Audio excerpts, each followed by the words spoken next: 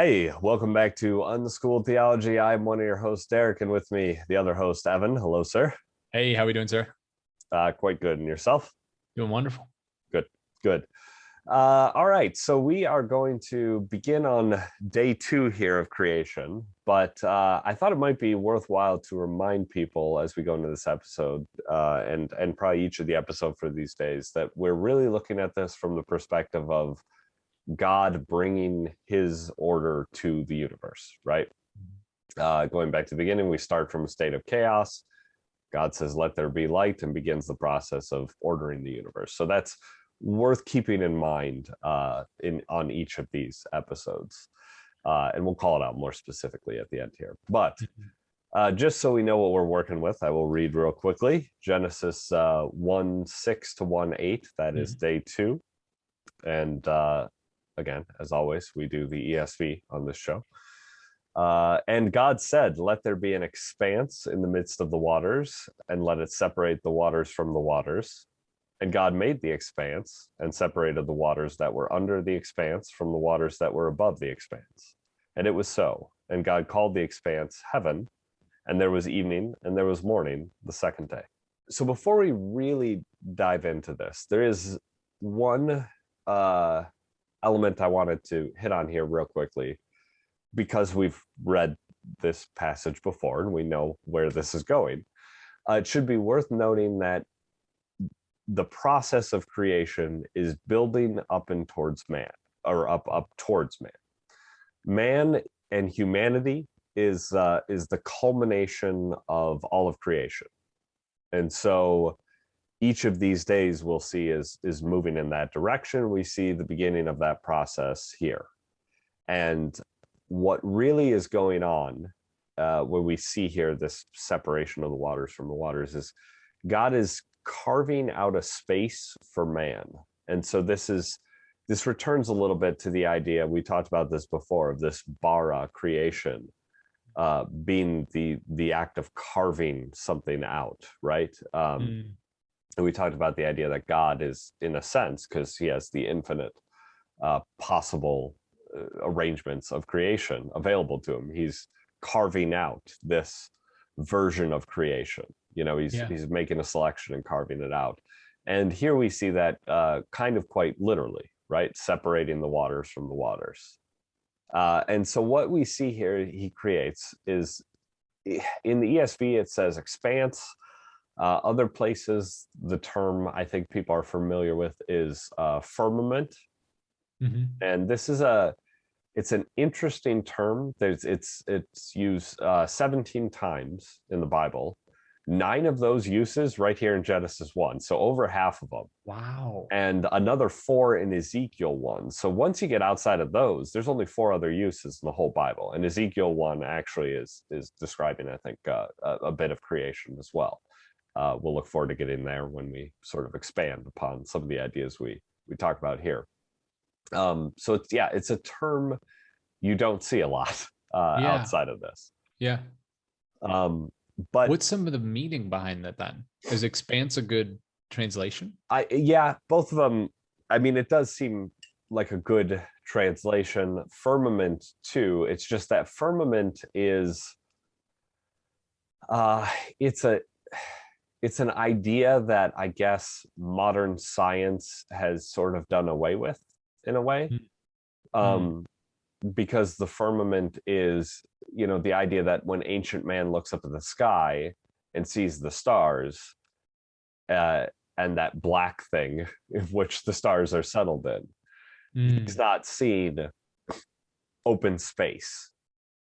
He's seen a thing, right, that exists out there that these stars are sort of set in, and that is the firmament. And in a way, we could maybe say, actually, with our understanding or lack thereof, but understanding that exists, of dark matter existing out in space, that perhaps this idea of a firmament is maybe a little more accurate than we think. Maybe our modern understanding of space might just be sort of a blip on the radar that's already starting to fade, and some of this firmament conception of it might return. right? That it's Mm, like it really is a thing, it's yeah. like it's not just emptiness. There's some sort of blanket that all this stuff exists within. Yeah. um That's an interesting example of the way in which our we talk about material truths a lot here, like material truths right. are constantly being edited. Yes. Yes. That it is a bit of a it's a changing thing. And I think any honest scientist would say that it's constantly being updated as more information is received and understood, Right. So incorporated into whereas different models of what's going on. firmament was, a good translation for a period of time, we've moved to expanse, which sounds like a sort of emptiness to it, Empty and thing, maybe yeah. we'll move back towards a firmament idea over time. I Yeah. don't know. Yeah. um Yeah. but that's why it I guess the point is, either way you want to translate it is not hugely important, because it's only used, I mean, almost more than half of it here in Genesis 1, the other four in Ezekiel 1. And I think the others might all be in Psalms, or a couple of them are anyways, in Mhm. Psalms meant to describe creation. So it's all referring to this thing, right? This Yeah. idea. And so our understanding of it, that idea, whether it shifts between firmament and expanse, is not Yeah. hugely important, because it is all referring to just this one thing. Yeah. That makes sense. Makes sense. uh Let me ask a silly question here. What is actually being described then? What are the two waters that are being separated? Is it referencing waters? Because we have land coming well, later. So this is referencing waters of the ground and waters of presumably the sky, because but God called the expanse heaven. right. um so the This is a key here, strangely worded yeah, passage. the key here to me is that what God is creating is a place of separation, right? Uh-huh. And it's reinforcing, I think, that idea of a heaven separate from the material earth, a spiritual heaven on one end and a material earth on the other end. um and so uh it's in a sense, right, it's the waters of heaven and the waters of earth. And it's the idea that heaven and earth don't meet, right? They don't intermingle, right? Even their waters, which the waters are meant to be the sort of like the edges of a region, right? And we understand this, right? Because we have continents, and then we have the waters, and when we hit the water, we know we've reached the edge of that thing. And in Mhm. our earth, right, those waters exist in between until we get to another thing. And Mhm. so arguably the waters of one thing mix with another thing, and then eventually we get to that other thing, the other piece of land, right, whatever Yeah. it be. And here we see the idea that, yeah, we don't even get that dynamic between heaven and earth. There's an expanse between the two. There's the spiritual and the earthly are separated by him, because there's a way in which he wants them to connect, but first he needs to separate them so that they don't. The issue I run into is that it says then God called the expanse heaven. Yes. So the expanse itself is heaven. I don't know if that's an hmm. Yeah, this is where the wording becomes difficult to deal with, because I don't think the same God created the heavens and the earth is the same as God called the expanse heaven.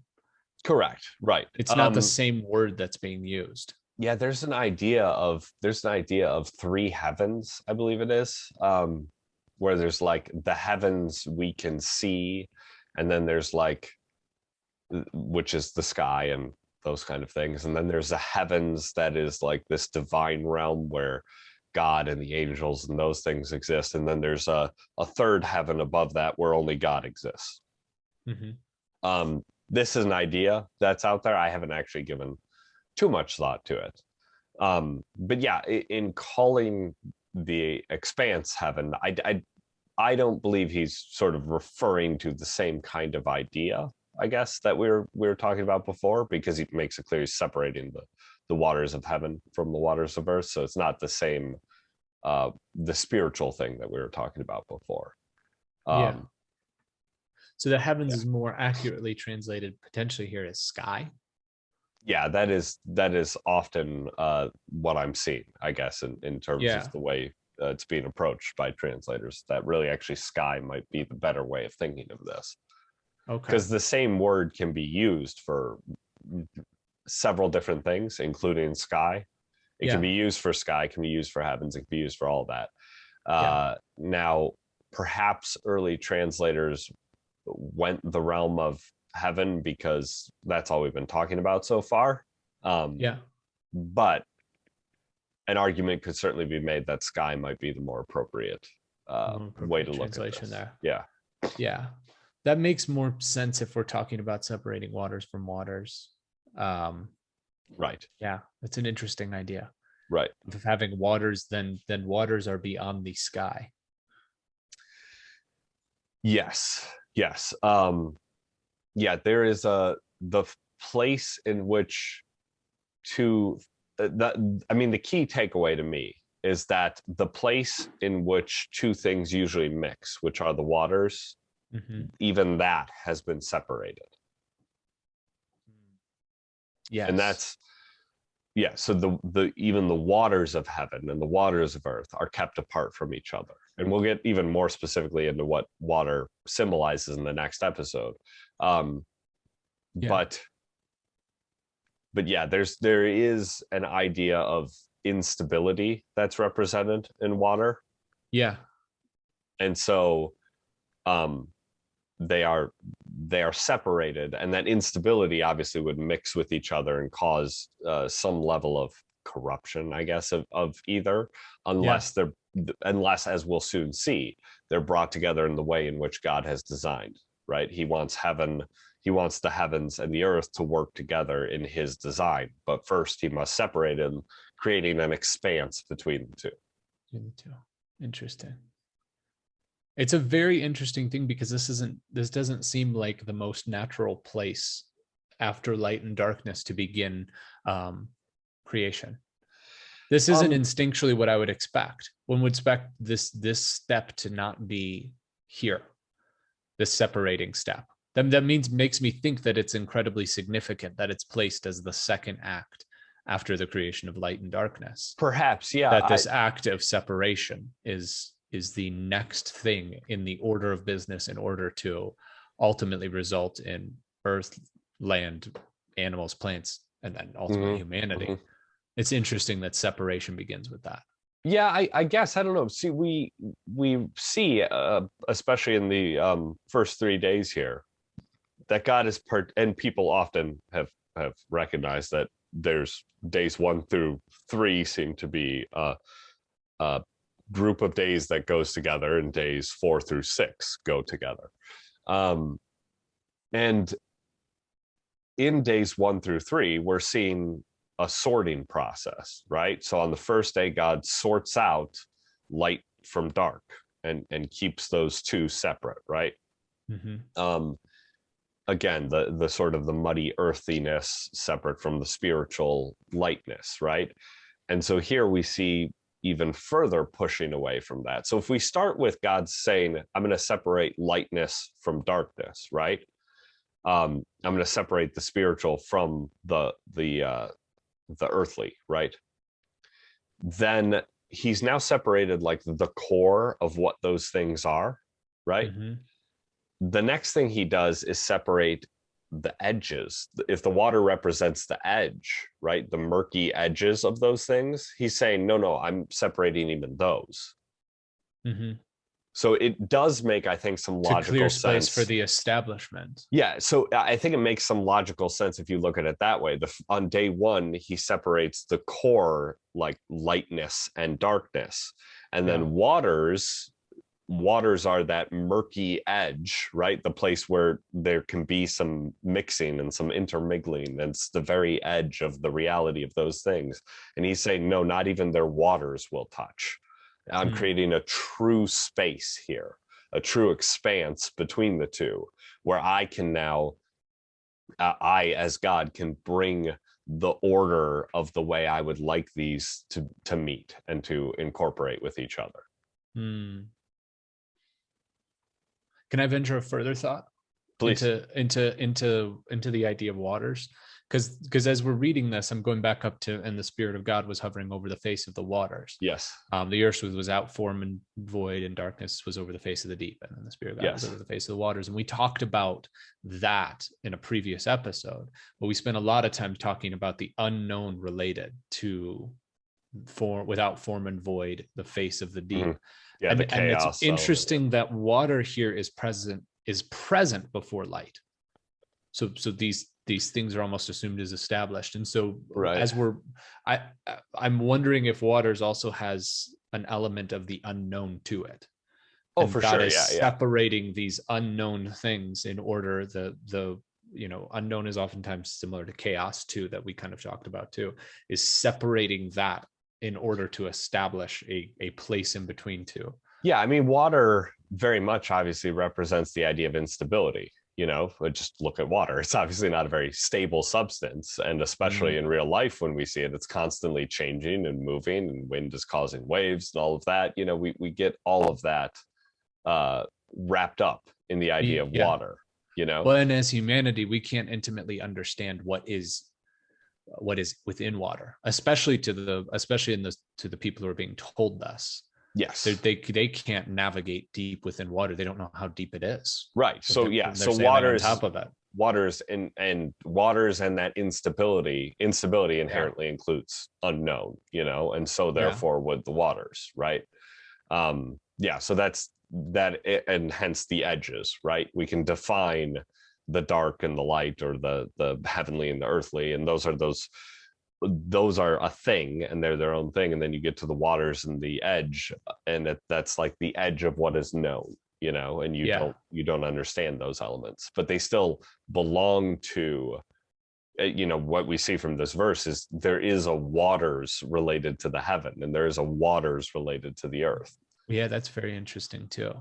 Yeah, that they're being, that there is, that regardless of what ideal existence you can imagine, there still will be an element of unknown, or an element of potential instability, that those things aren't eradicated completely. There's some level at which only God is going to understand it. If you sort of think of it that way, right? If the waters represent the unknown, and God's telling us, hey, look, there's waters to both, and only God really is going to be able to understand that. Hence the only reason he could separate it. And actually, going to that, we've been talking here about this as a sort of in contrast with other ancient myths. And it should be noted that in the, I believe it's in the Enuma Elish, and I think the Sumerian myths as well, it's very common to have creation being built out of the waters. Right? That is a standard thing, is from the waters creation comes. So we could say here, this is another argument for the supremacy of God. Well, the distinction, because he is not creating something from waters. He separates water from water and makes a space in between them for the thing he wants to create. And that clearly there's a superior element to that compared to the other myths. It establishes more, two ideas then, if we're talking about water being representative of both stability and unknown. It establishes that that there's a clearing away of the unknown in order to establish something known, not that it comes out of the unknown, which I think is a very different image. And then further, that the stability and instability idea is interesting, because that means that the creation itself is not on unstable ground, that the instability has been cleared away into other sections, and a space has been set for stability. That's interesting too. We're and not that gets floating on top of something, right? And that gets to so the way I think we should wrap up each of these days is we've talked about the idea that it ends here with the familiar, evening, morning, the blank day. In this case, the second day. I think it's worthwhile we talked about that being the idea of something being brought from the darkness, evening, into the light, morning, right? meaning it's been brought into God's order, right? So Mhm. it'd be worthwhile to ask sort of what has been brought from darkness into light, what has been ordered now by God, what's been brought from the chaos into a state of order. Mhm. And so for me, I think what this clearly is a further separating of heaven and earth, even their waters, uh, where God is creating a space here where they might meet, right? Mhm. Where eventually those two might come back together. They are designed to go together. They are part of one whole creation. That is what we're told in verse 1. God created the heavens and the earth. That is an all-encompassing thing. And they're not meant to be wholly separate from each other, Mm. but they need to meet in the correct way, in the proper way, right? In God's designed way. And so what he's doing here is creating the space wherein he will fill that process. He will fill it in a way where they can meet appropriately, I guess. Interesting. Yeah. Agreed. So, all right, that's going to be it for this episode, day 2. Join us next time as we're going to talk about day 3 of creation. So be sure to like, follow, subscribe, all that kind of stuff, and get a hold of us at unschooledtheology@protonmail.com, and we will see you then.